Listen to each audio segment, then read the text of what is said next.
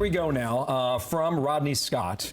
These are the juveniles found in the marijuana facility, almost all unaccompanied, one as young as 14. California, are you ready to partner with us to stop child exploitation? That's one point. Alicia Finley takes it a step further in the Wall Street Journal. Governor Newsom's politically dubious defense of pot growers. Marijuana is not as popular in middle America as in California. Is this any way to seek higher office? You live there, you're looking for that office.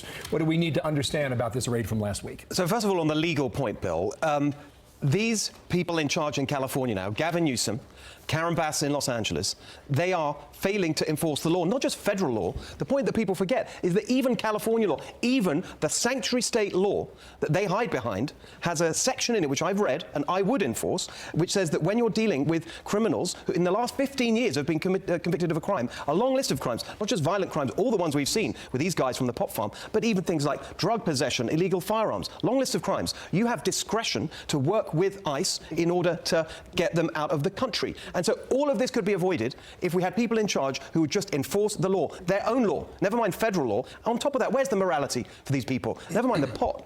You have child labor going on there.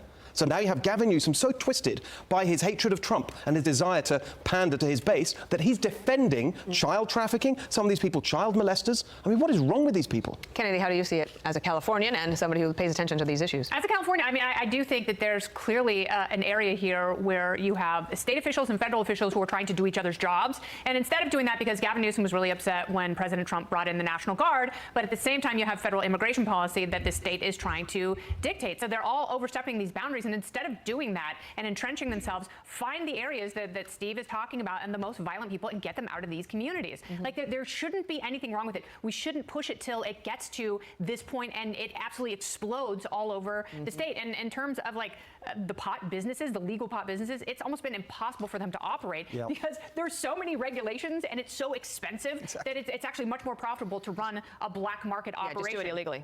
The And this is why. So if you know Kennedy at all, you know she's a libertarian.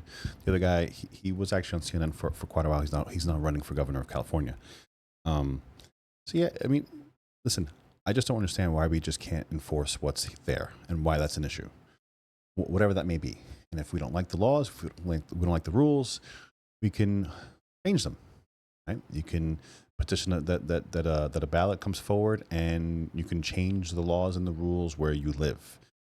When it comes to the federal regulations, and if they're raiding a facility with a bunch of illegal migrants, there's really not much you can do about that. Right? If you don't like it, sorry. Like, try to find me a country that wouldn't do something like that. Right? And that there's a lot of retarded European countries that right now are wishing they would have, right? Because of the problem that they have in their hands right now. But overall, I mean, as far as like overreach, government overreach and things of that nature, I can get on board with stuff like that, right? Like I have my libertarian leaning side where I do think that, obviously, the Constitution should be first and foremost and should be upheld, period, full stop.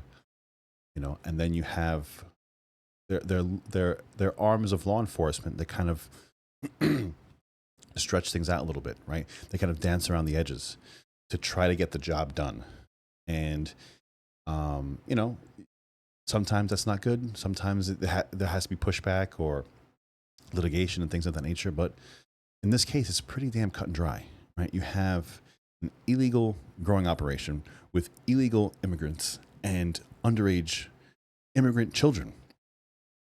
It's kind of like a no-brainer, right? It's probably like a 90-10 issue, like even beyond 80-20. Things are only going to get more often, I think, with the very beginning phase of this. Also in California over the weekend, J.D. Vance, the vice president, was with his family at Disneyland, and the governor hit him up on X. He said, "Hope you enjoy your family time, J.D. Vance. The families you're tearing apart certainly won't." He responded, "Had a great time, thanks." That is some major league trolling. But that's what he does now. Okay, so Gavin Newsom has basically given up trying to do his actual job. As a result, I mean, it's probably best that he doesn't, because when he's doing his job, it's a disaster. We're the worst run state in America. But this is what he does now, this trolling. In fact, last week, week, a week ago today, Monday, it was the 6-month anniversary of the LA wildfires. I did an event in Los Angeles pointing out that nothing's been done. It's still a disaster. Kennedy and I have talked about this. What's Gavin Newsom doing? That same day, he puts out from his press office, they're bragging about because he's trolling President Trump, his social media followers are going up. That's what Gavin Newsom now thinks of as success for him. Not running the state properly, but boosting his social media. He's not the only Democrat who thinks that too. But there's also this in LA, continuing to do these cash payments, including to illegal immigrants. Here's Karen Bass, the mayor of LA, on this.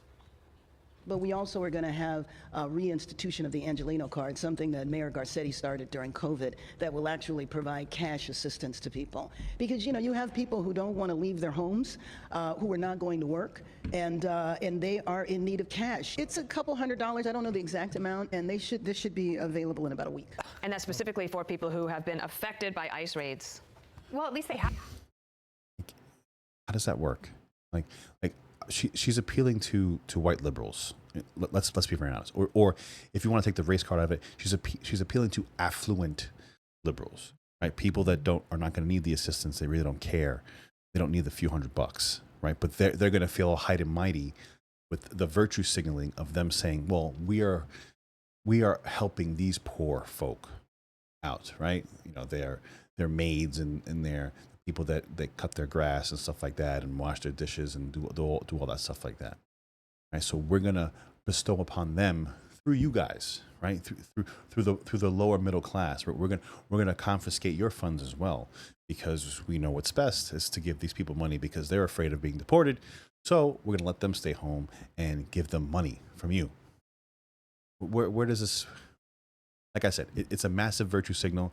It's to the people that are most likely going to be the ones that actually vote. Unfortunately, the mass majority of lower income and middle income America, they don't go out and they vote. They don't vote.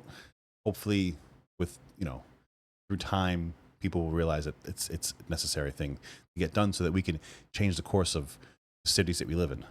Have homes, you know. Guys, if you're still here, please subscribe to the channel. It helps me out a lot. Give me a like. That also helps me out a lot. But comment below. Follow me on the X 6283Talk. We'll finish up this video and see what else we got going on here. People in Altadena, Pacific Palisades, and Malibu, they don't have homes and they don't have permits to build because Gavin Newsom and Karen Bass are letting insurance companies do whatever they want, which is not make any payments. So you can't get permits unless you have funding. Yes, and so these people have been. Is that city money or state money that she's spending? No, she's saying that it's philanthropy. Yes. But what that means is there's all these non-profits, which just as we've seen before, that ends up being funneled through. It's actually taxpayer money going to the non-profits. Then she said, oh, it's philanthropy. No, it's taxpayer money. Yeah, it's philanthropy, but we're going to oversee it. By the way, at a time when she has $1 billion deficit in Los Angeles, $1 billion deficit, and this is where it's about. And the final point, she says, oh, this is for people who are too frightened to go to work. Why are they frightened to go to work? Because of her fear-mongering. The whole thing is unbelievable. Well, but is it just fear-mongering that they're afraid to go to work? I mean, it's ineptitude. You know, you have bureaucracies that protect the wrong people. And, you know, if people are afraid to go to work, maybe the system is completely broken, but what she's doing, you know, this money laundering and graft, it's not Jen, just very quickly, it's because fixing the situation. if they cooperated, as I said before, the city and the state, they wouldn't need to go into the communities. And it would all be dealt with in a much more reasonable way. Complex issues. Thanks, guys. And that's really the crux of the issue, right? And that's what Trump and Homeland Security and the borders are like that's what everyone Holman that's what they've all been saying, right?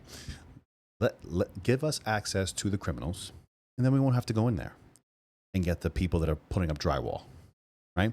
If they get caught up in the raid that we're doing, if we're going in there to find criminals and we find people that are illegal, we're not going to say, okay, you're not illegal enough for us to take. No, you're either illegal or you're not, right? That doesn't mean that should they be going into Home Depot? I don't think so. I think that is a waste of time, money, and resources. Honestly, right? There's no way we're going to get to the port all the people that came here.